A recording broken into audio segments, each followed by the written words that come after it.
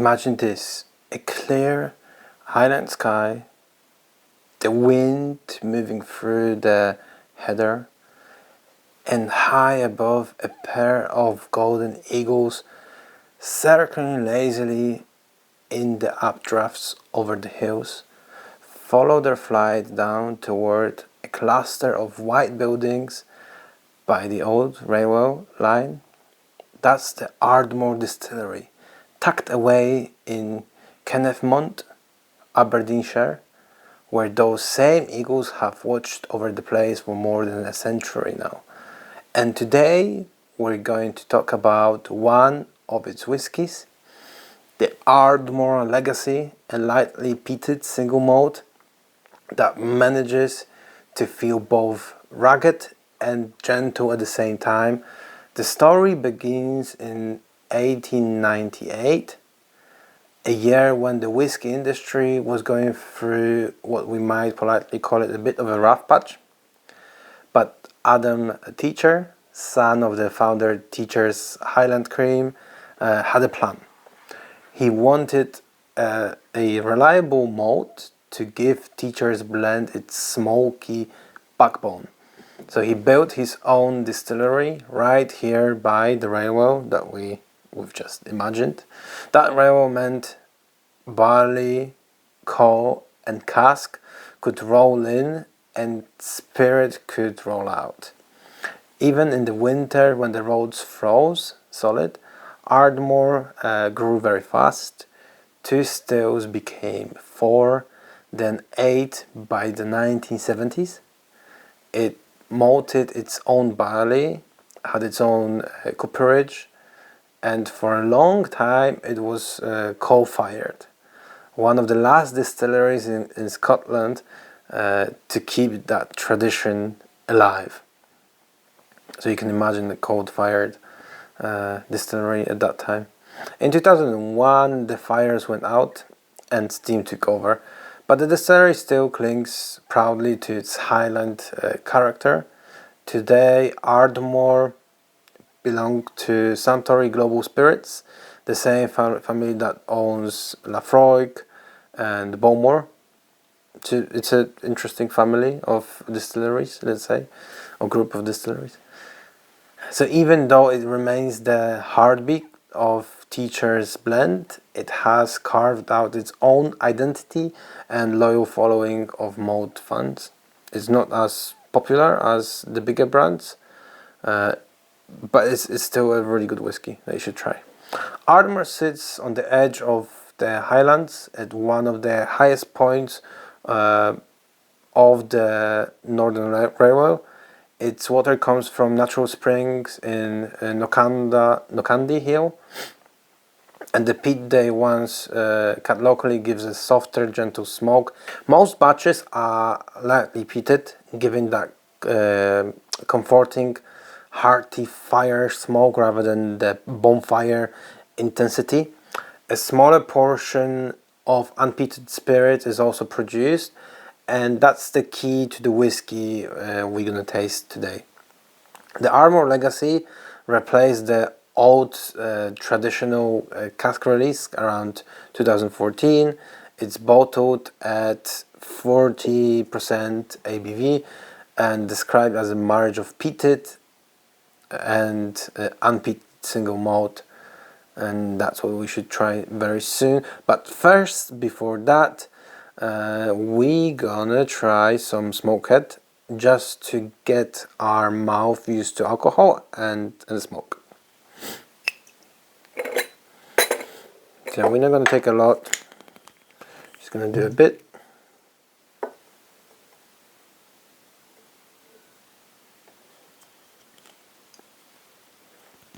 Also, it's good to finish the bottles that we have.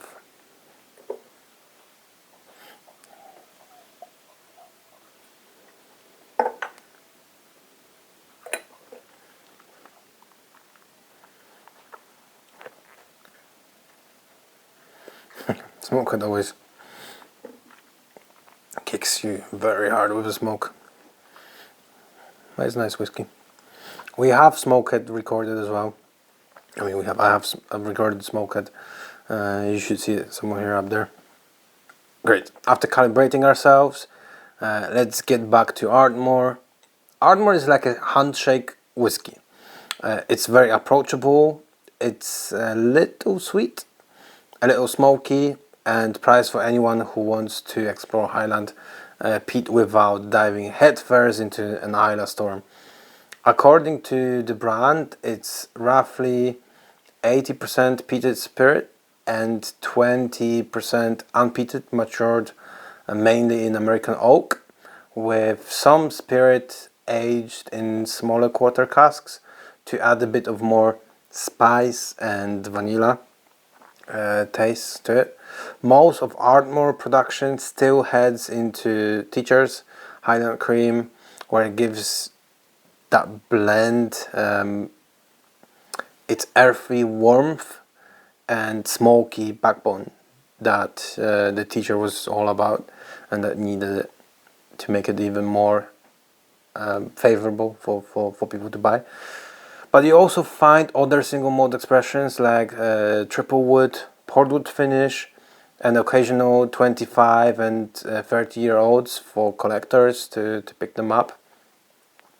Independent bottlers love Ardmore too, often releasing higher strength or more heavily peated version of the Ardmore.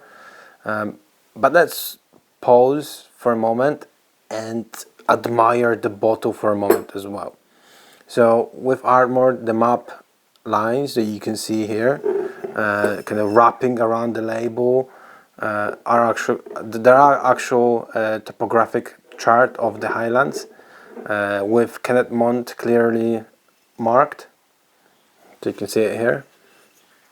A copper colored eagle soar across the front. So here you have the eagle. Then you've got the eagle that spreads the wings. Below, a small red silhouette of the distillery sits by the railway line.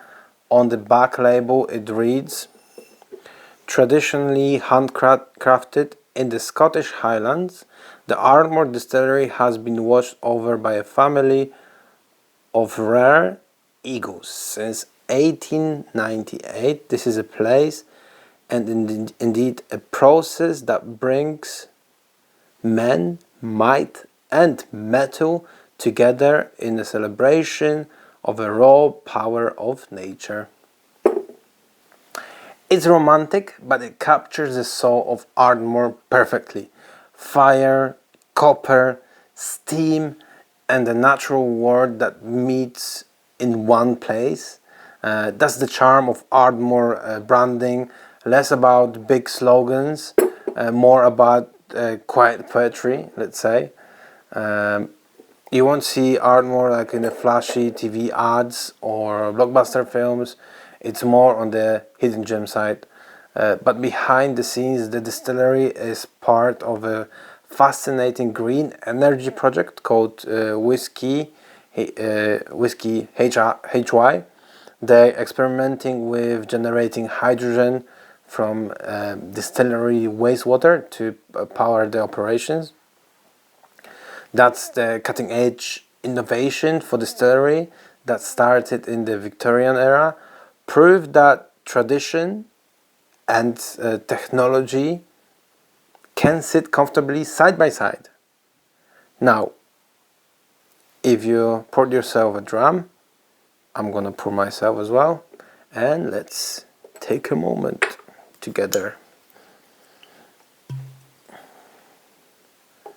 And first we're gonna start with the smell, of course. Right. If you're tasting with me, let me know what you think as well. So on the nose, you pick up that soft smoke, more like a wood burning stove than a peat fire. There's sweet vanilla as well, honey, touch of butter biscuits and toasted cereals. It feels light, approachable, and little nostalgic. Let's give it a taste.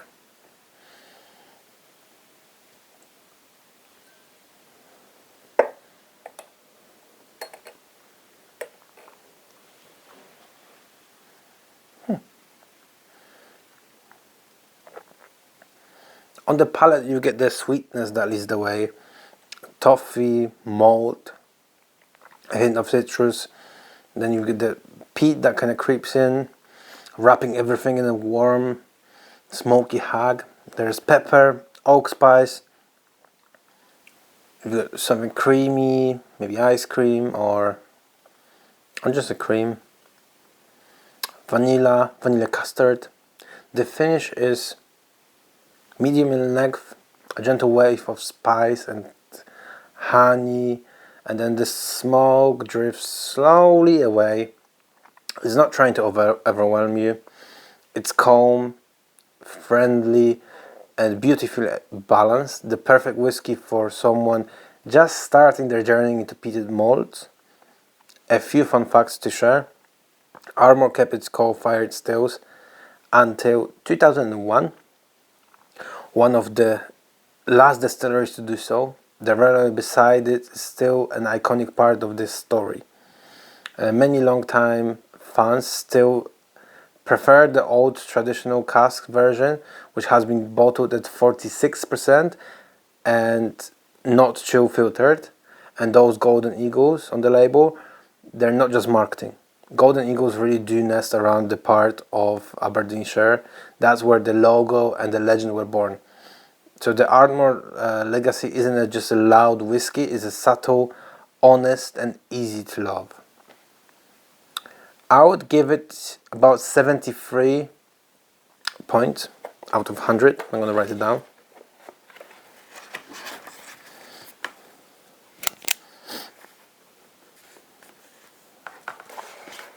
And as always, you can find the more detailed version of the nose, of the palate, and the history on our blog on the Whisky Clan, and you can find it in the link below as well in the description. But I would sum it like this: on the nose, it's balanced and inviting. On the palate, it's sweet with a smoky harmony. On the finish, it's warm, dry, but it has that medium finish. It's not very long. A whiskey that feels at home pretty much anywhere, from a rainy Highland evening to a quiet night on the sofa. It's a great whiskey to start, especially if you're new to peated whiskey. That will be a good start.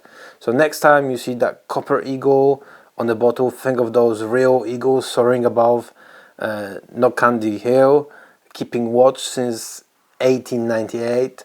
That's your Ardmore Legacy, where Highland sweetness meets that gentle smoke.